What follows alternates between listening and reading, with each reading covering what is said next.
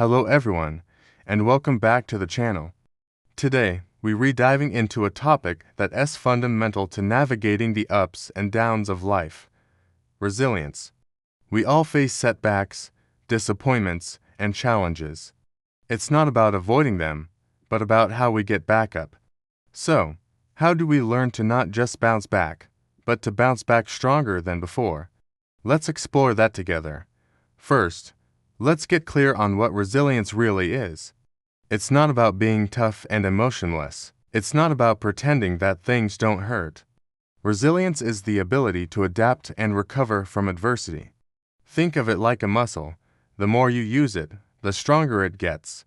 Every challenge you overcome is like a rep at the gym, building your capacity to handle the next one.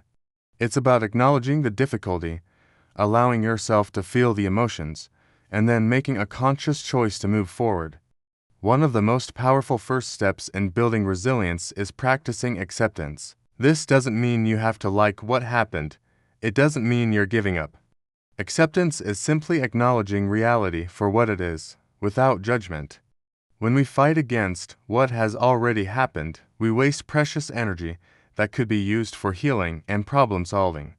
Saying to yourself, "Okay, this is the situation right now," is an incredibly liberating act. It frees you from the quicksand of what ifs and should have beens, and allows you to plant your feet firmly in the present, which is the only place from where you can take the next step. Once you've acknowledged the situation, the next crucial element is perspective. When we're in the middle of a crisis, it can feel all-consuming, like it's the end of the world. Our minds tend to catastrophize. A powerful technique to counter this is to zoom out. Ask yourself, in a week, a month, or a year from now, how much will this matter? This isn't to dismiss your feelings, but to put the problem into a broader context. Often, you'll find that the intensity of the situation diminishes when viewed through the lens of time. Another great question is, what can I learn from this? Every setback, no matter how painful, carries a lesson. It might be a lesson about your own strength, about a relationship, or about a new skill you need to develop. Shifting your focus from the pain of the event to the potential for growth is a cornerstone of a resilient mindset. Now, let's talk about the importance of connection. We are not meant to go through hard times alone.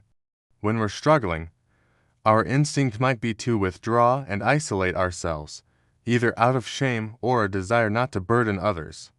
But this is the exact opposite of what we need.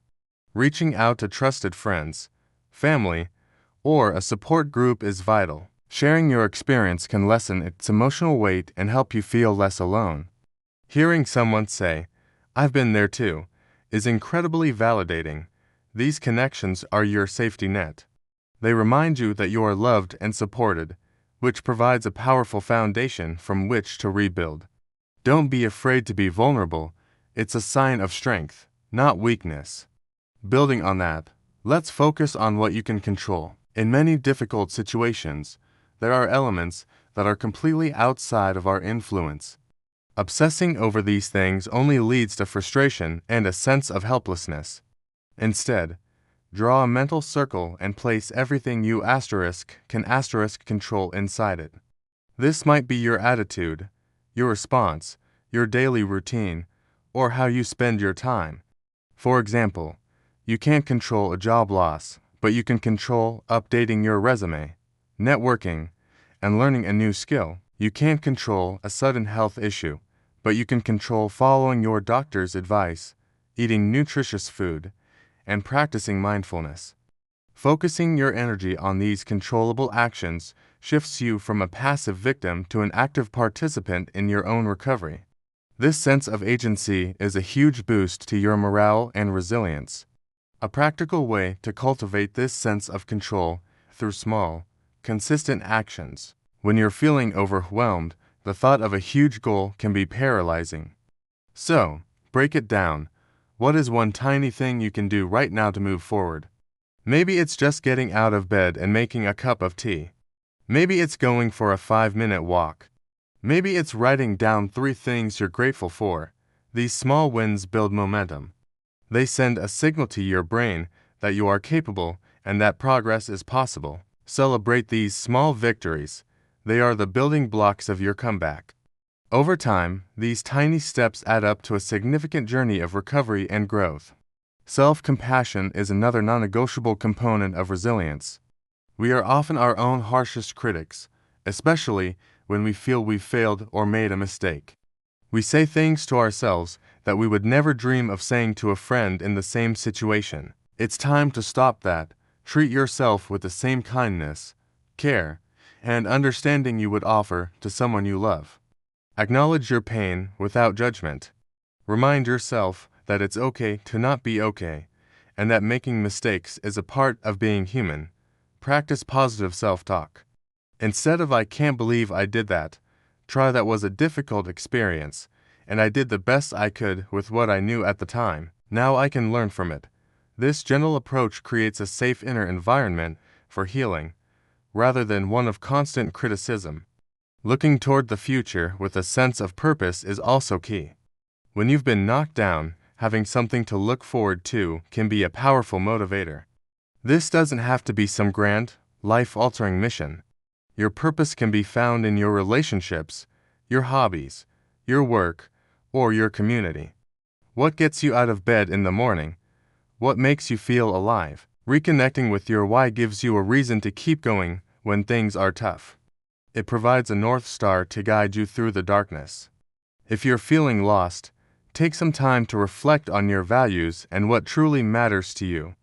Aligning your actions with these values will give your journey a renewed sense of meaning and direction. Finally, remember that resilience is a practice, not a destination. There will be good days and bad days. Some days you'll feel strong and capable, and other days you'll feel like you're back at square one. That's normal. The goal isn't perfection. It's persistence. It's about showing up for yourself, day after day, especially on the hard days. Be patient with your progress and celebrate how far you've come.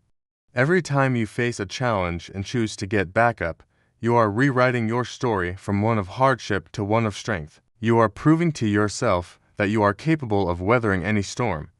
So, to recap, cultivate resilience by practicing acceptance, shifting your perspective, nurturing your connections, focusing on what you can control through small actions, treating yourself with compassion, and reconnecting with your purpose. These are not quick fixes, but lifelong tools that will empower you to not just survive life's challenges, but to truly thrive. You are so much stronger than you think. Thank you so much for spending this time with me today. I hope you found these insights helpful. If you did, please consider liking this video and subscribing to the channel for more content on personal growth and well-being. I'd love to hear your thoughts in the comments below. What's one thing you do to build your own resilience? Take care, and I'll see you in the next one.